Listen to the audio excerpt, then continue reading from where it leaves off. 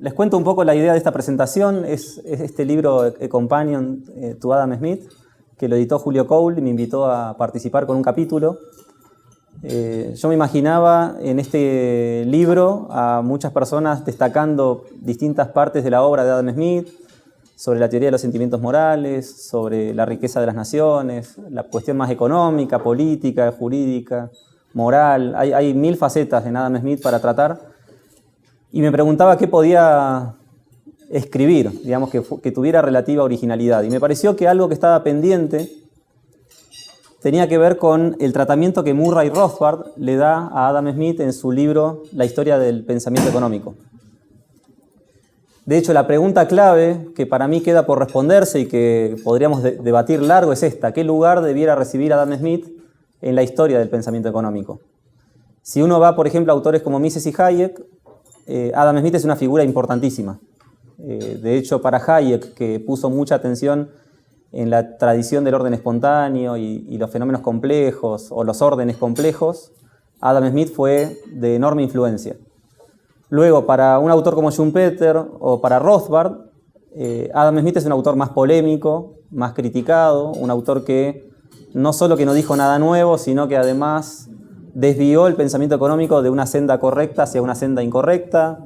Es la base del marxismo, digamos, hay un tratamiento que para mí era bastante injusto. Sin embargo, no veía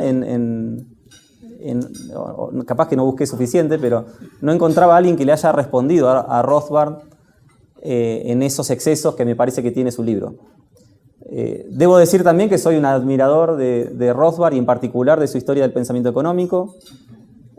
Para mí, que había estudiado en la Universidad de Buenos Aires la licenciatura en Economía y había tenido un curso largo y bastante bueno de historia del pensamiento económico, casi era que el pensamiento económico arrancaba con Adam Smith.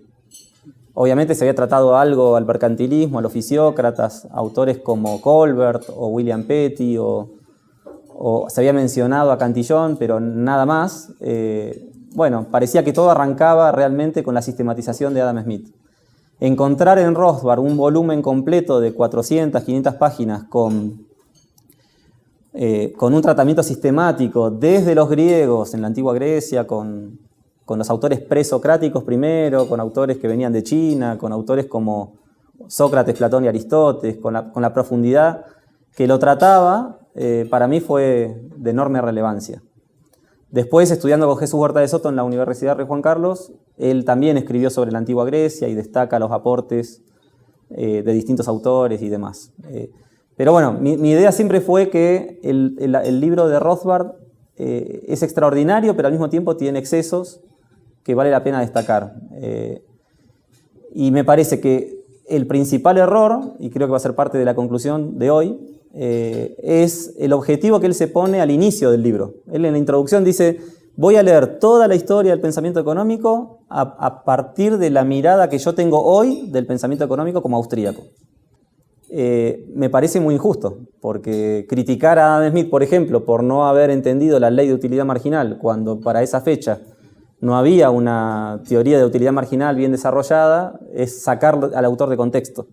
Y si algo aprendemos en historia del pensamiento económico es que hay que entender los aportes, las contribuciones a raíz del contexto en el cual se ponen los autores. En el momento que Adam Smith escribe esa obra, La riqueza de las naciones, por no ir a la teoría de los sentimientos morales, no había un libro con la riqueza intelectual del libro que Adam Smith escribió, y por eso me parece que es un libro importante. Pero bueno, para hacer una referencia, acá está un poco el resumen de la crítica que Rothbard le hace a Adam Smith. Yo en el trabajo primero cito un poco a Schumpeter. Schumpeter también cuestiona la originalidad de Adam Smith en los distintos temas que normalmente se le asignan. Uno diría que Adam Smith fue original en la teoría del valor-trabajo, que fue original por ejemplo, en comercio internacional, en la teoría de las ventajas absolutas, que fue original en el tratamiento de los precios natural y el precio de mercado, en temas de competencia, en la autorregulación de los mercados. Uno empieza a encontrar en distintos autores contribuciones importantes en Adam Smith. Bueno, Schumpeter, que también hace un recorrido muy interesante de la historia del pensamiento económico. Su libro de Historia de Análisis Económico se publica después de que él falleció, en el año 1954. Ese libro también es muy rico en estudiar, digamos, la obra previa a Adam Smith, y una conclusión que él saca es: Adam Smith al final no dijo nada nuevo, no fue original, pero le rescata que fue quien sistematizó un montón de aportes que estaban dispersos, que eran escritos en distintos panfletos, en contribuciones muy dispersas. Él las pudo sistematizar en un solo lugar y le destaca esto. Bueno, acá Rothbard, siguiendo la línea de Schumpeter, dice más o menos lo mismo. A partir de Schumpeter, los historiadores del pensamiento económico se han replegado bastante. Se concede que Smith no creó nada, esto es algo que se repite en la historia del pensamiento económico moderna, pero fue el gran sintetizador y sistematizador, el primero que tomó los hilos de sus predecesores y los entrelazó en un entramado coherente y sistemático. Pero en realidad, dice Rothbard, la obra de Smith no fue sino el reverso de lo coherente y sistemático. Y Ricardo y Say, sus dos principales discípulos, se propusieron cada uno la tarea de forjar un sistema coherente a partir del embrollo de Smith. Además, si bien es cierto que algunos escritores anteriores a Smith fueron incisivos, aunque dispersos, como Turgot, o estuvieron imbuidos de filosofía moral, como Hutcheson, también lo es que hubo dos tratados generales sobre economía per se antes de La riqueza de las naciones. Uno fue el gran Isay de Cantillon, que tras Smith cayó en un lastimoso olvido hasta que fue rescatado por Jevons un siglo después. El otro, el primer libro que empleó en su título la expresión de economía política, fue la desfasada obra en 2 volúmenes de Sir James Stewart, Principles of Political Economy. Bueno, ahí queda más o menos planteado el problema. Creo que el objetivo del trabajo era básicamente dar respuesta a estos 3 excesos que me parece que se ven en la historia del pensamiento económico de Rothbard. Primero, decir que Smith no creó nada.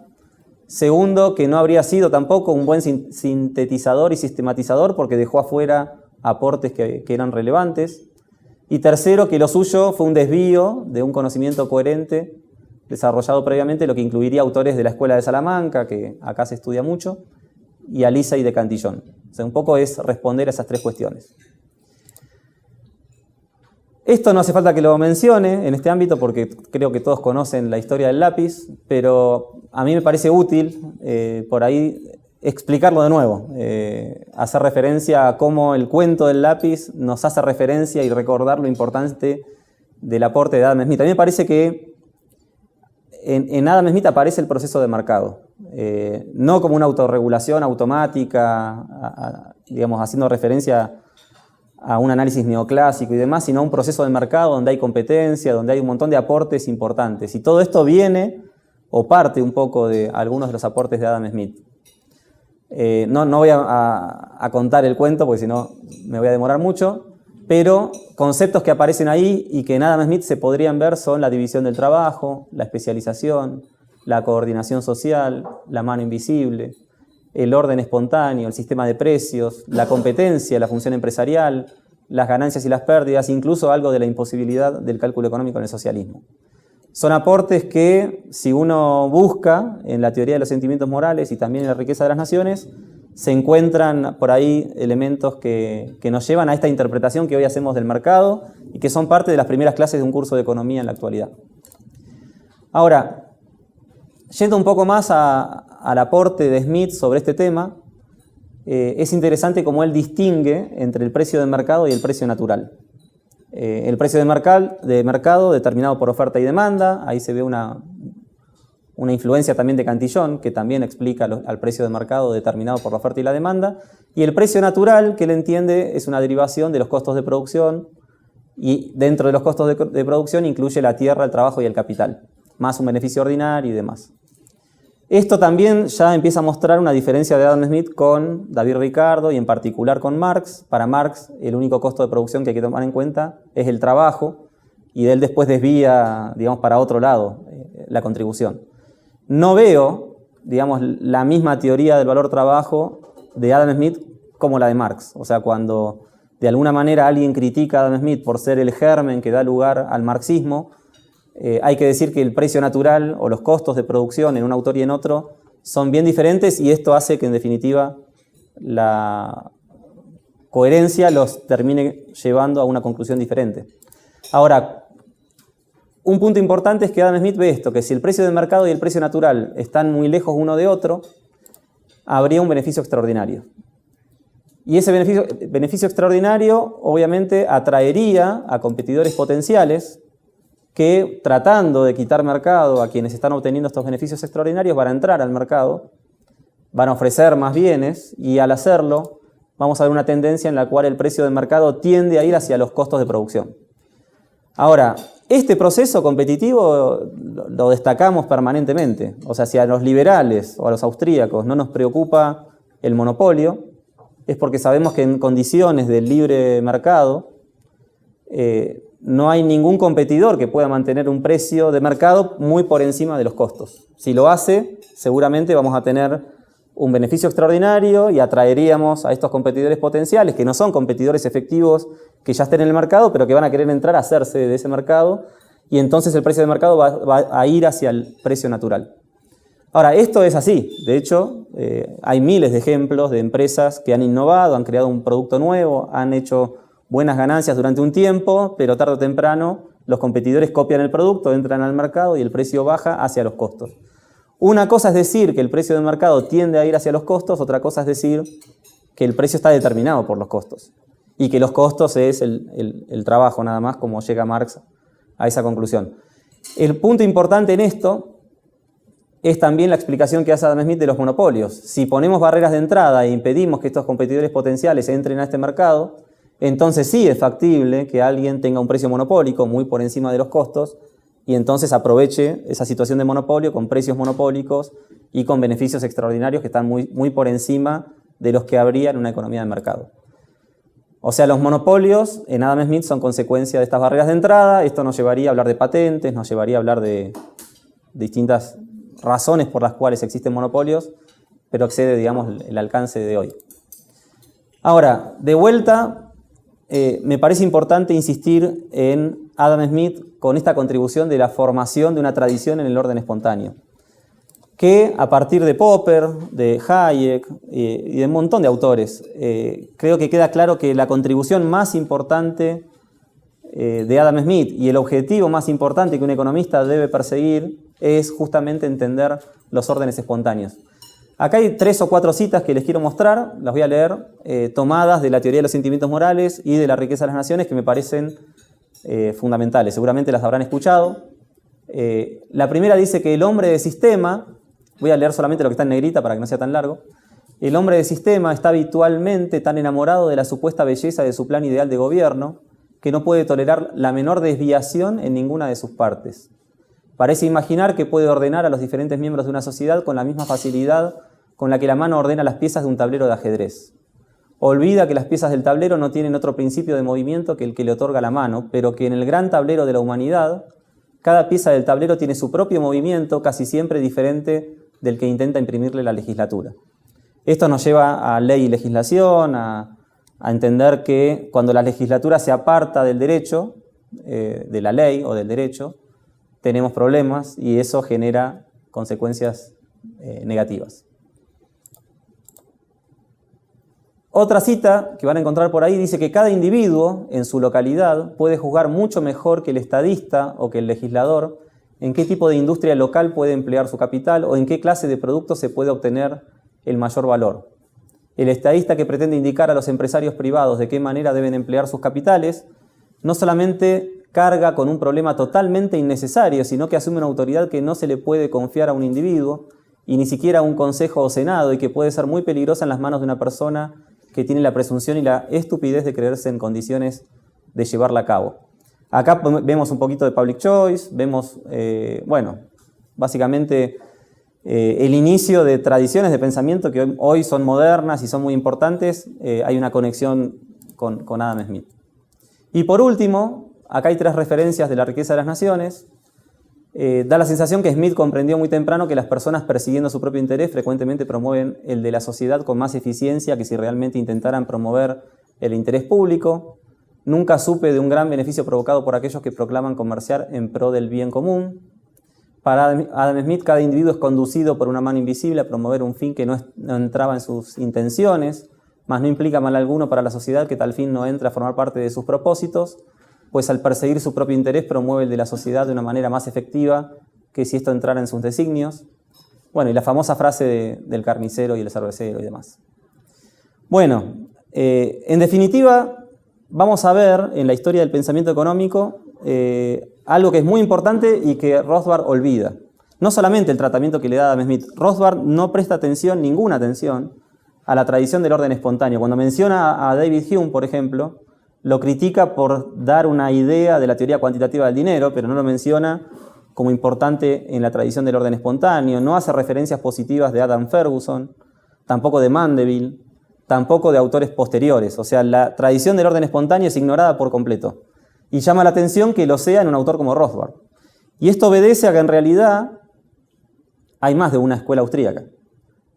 Para ser breve acá, hay una escuela austríaca, a lo Hayek, donde los órdenes espontáneos son fundamentales, y hay una obra o una literatura austríaca, una tradición austríaca rothbardiana, digamos, que deja completamente de lado a la tradición del orden espontáneo, hasta carente de sentido. Digamos, no, para Rothbard lo importante es el derecho natural, lo importante es la economía de mercado, obviamente. Hay un montón de elementos importantes y positivos, pero queda de lado el orden espontáneo. La pregunta ahora es, ¿qué es el orden espontáneo? Y a mis alumnos yo les doy estos tres puntos que me parece que sintetizan bien cómo definir un orden espontáneo. Dice, en el complejo orden de la sociedad, los resultados de las acciones humanas pueden ser muy diferentes de lo que los hombres planearon individualmente. 2. Los individuos, al perseguir sus propios fines, sean estos egoístas o altruistas, siguiendo reglas de conducta adecuadas, producen resultados útiles o beneficiosos para otros. Ahí habría que destacar lo de reglas de conducta adecuadas como contexto dentro del cual se generan los órdenes espontáneos. Tercero, el orden de la sociedad es en gran parte el resultado de conductas individuales que no tienen tal fin como propósito, pero que son canalizados hacia esos fines por instituciones, prácticas y reglas, muchas de las cuales tampoco han sido inventadas deliberadamente, sino que han sido aceptadas por haber sobrevivido a un proceso de evolución durante el cual dichos sistemas de normas guiaron exitosamente a los grupos o comunidades que los adoptaron. Bueno, acá sigo, digamos, enseñando a los alumnos, tratando de mostrarles ejemplos para que lo vean con más claridad. El lenguaje creo que está claro, no hay ninguna persona que cree el lenguaje es un resultado de la interacción de millones de personas que tratando de comunicarse entre sí van creando conceptos, esos conceptos se van haciendo uso y costumbre, y en algún momento puede ser que venga la Real Academia Española y codifique el lenguaje en un diccionario, pero no es que la Real Academia esté creando el lenguaje, sino que es algo que surge evolutivamente, espontáneamente, y después la Real Academia lo codifica. El origen, obviamente, es espontáneo. Un segundo tema que enseñamos es el dinero, para salir del trueque y facilitar el intercambio evolutivamente por un proceso de selección social y espontáneo creamos la moneda, primero como mercancías, después fue evolucionando el sistema hasta nuestros días, pero hay un proceso evolutivo y espontáneo y el dinero se debe entender como un orden espontáneo, como otra institución a la que da lugar este tema. El tercer punto es el derecho como el common law. Durante mucho tiempo los jueces fueron generando sentencias y esas sentencias en algún momento fueron jurisprudencia. Otros jueces tomaban sentencias para analizar casos similares y le daban lugar de una manera que lo convertían en jurisprudencia. Después viene el Código Penal, por ejemplo, y codifica lo que espontáneamente fue evolucionando en la interacción entre los que hacían el derecho.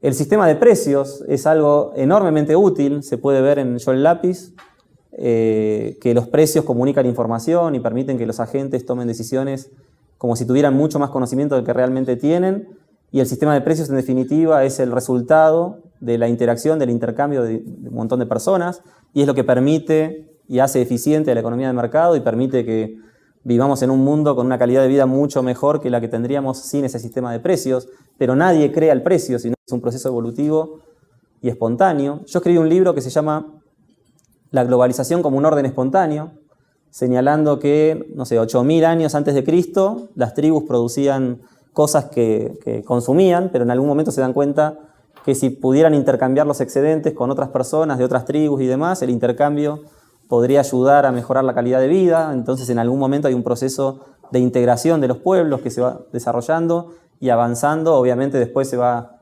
intensificando en determinados momentos hasta llegar a la actualidad, pero también la globalización, que mucha gente dice es el resultado no sé, estoy recordando ahora a Eduardo Galeano en Las Venas Abiertas de América Latina, que abre el libro diciendo que la división del trabajo en la que estamos hoy es una división en la cual Estados Unidos gana y los latinoamericanos perdemos, y es un armado de un imperio y que no tiene nada que ver con los órdenes espontáneos. Bueno, no, la globalización es un orden espontáneo, es otra institución clave. La ciencia, o la economía en particular, la ciencia es el resultado de un orden espontáneo. En Libertas, el doctor Gabriel Zanotti, creo que todos los conocen, publicó un artículo para explicar esto, pero claramente, si uno ve la economía como la entendemos hoy en 2019, no es creada por una persona, es un proceso evolutivo, de colaboración mutua de un montón de personas, filósofos y economistas, que han contribuido a nuestro entendimiento hoy de las instituciones del mercado, y finalmente la ciencia como tal también es un proceso evolutivo. La empresa, podemos decir que no es un designio consciente, sino que también es un proceso evolutivo. Esto por ahí alguien dice, no, bueno, pero por ejemplo, Steve Jobs, cuando crea Apple, la crea con una misión, una visión y ciertos objetivos bien definidos, ¿no? En el garage, con Wozniak y demás. Ahora, la empresa empieza a evolucionar. Y no se puede decir que la empresa Apple que hoy existe, que tiene miles de trabajadores en todo el mundo, es el resultado consciente de la decisión creada por Steve Jobs y Wozniak. Obviamente es un proceso evolutivo que se enriqueció con la experiencia que acumularon las personas que trabajaban en esta empresa, y a medida que la empresa fue creciendo, fue transformando sus reglas, sus objetivos, su misión, y llegó a ser algo que está muy lejos de cualquiera sea la cosa que los fundadores tenían en mente. O sea, el fundador de una empresa abre un proceso de aprendizaje, pero a medida que la empresa evoluciona, se va convirtiendo en algo que va muy lejos de lo que sus fundadores tenían en mente, con lo cual también se puede decir que Apple es un orden espontáneo. Digo todo esto para que vayamos viendo que en definitiva estas instituciones que mencioné, y en definitiva Douglass North, cuando habla de las instituciones también en su enfoque de la nueva economía institucional, dice que las instituciones son reglas de juego, que no son personas, que son el resultado de un orden espontáneo, de la interacción de personas. Son en definitiva órdenes espontáneos y han dado lugar a una enorme literatura, que es lo que hoy da pie para estudiar la manera en que estudiamos los fenómenos complejos. Y el inicio de todo ese proceso quizás está en Adam Ferguson, quizás está en David Hume, quizás está en Adam Smith, o está en los autores escoceses de los cuales Adam Smith fue parte y fue fundamental. Entonces yo creo que contribuyó en formar esta tradición de pensamiento que hace de alguna manera a esta casa de estudio y que hace a la economía, o a la buena economía como nosotros la entendemos.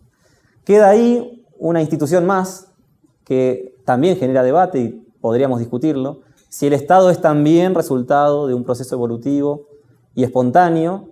Entonces, primero, en esta idea de que Smith no creó nada, yo estoy en desacuerdo. Creo que Smith tiene contribuciones, incluso se adelantó muchísimo a contribuciones modernas. Cuando hablamos del public choice de Buchanan, cuando hablamos de las instituciones, de la nueva economía institucional de Douglass North, hay aportes de Adam Smith. Cuando hablamos de la economía experimental, el propio Vernon Smith hace referencia a Adam Smith.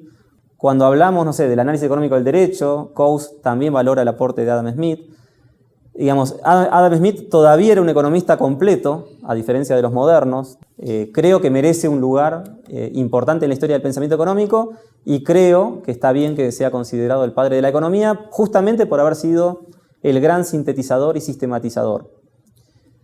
Creo que cuando Rothbard cita a Schumpeter, para dar lugar a su crítica, corta la cita de Schumpeter. Es verdad que dice que no tuvo originalidad en sus aportes, porque siempre podés encontrar a alguien que lo dijo antes, pero también le destaca a Adam Smith la capacidad que tuvo de ser el gran sintetizador y sistematizador, que él de alguna manera se rehúsa a reconocerlo como padre de la economía y demás. Es verdad, o sea, él de alguna manera dice, hubo otros como Cantillon en su libro, ¿cómo era? Ensayo sobre la naturaleza del comercio en general, de 1734 posiblemente, porque no se sabe bien cuándo se publicó esa obra. La verdad es que Adam Smith cita por lo menos 10 veces en La riqueza de las naciones a Cantillon, no es que lo ignoró, lo reconoce, y seguramente si Jevons más tarde termina reconociendo en este ensayo el primer tratado de economía política, se debe a que el propio Smith lo cita en distintos capítulos de su obra, con lo cual no es que lo desconoció y lo dejó a un costado, pero Adam Smith se lo reconoce, y gracias justamente a esta obra de sistematización es que tenemos un padre de la economía liberal que puso el foco donde tenía que estar, y yo creo que los desvíos vinieron después. Esto de dejar de lado el estudio de los órdenes espontáneos, de los órdenes complejos, e ir más a otros objetivos de cómo los gobiernos pueden mejorar los resultados del mercado, que es lo que hoy se muestra con la teoría de fallos de mercado en obras modernas. Pero Adam Smith no cayó en eso, bueno, si bien puede haber alguna cita polémica. Punto 3, esto que lo suyo fue un desvío de un conocimiento coherente desarrollado previamente, lo que incluiría autores de la Escuela de Salamanca o el Liceo de Cantillón. No hay en toda la Escuela de Salamanca un tratado de economía como el de Cantillón o como el de Smith. Es verdad, y Jesús Huerta de Soto hace un aporte importante en un trabajo donde referencia los 10 elementos que podrían hacer que los escolásticos sean protoaustríacos o que podrían ser raíces del pensamiento económico austríaco moderno.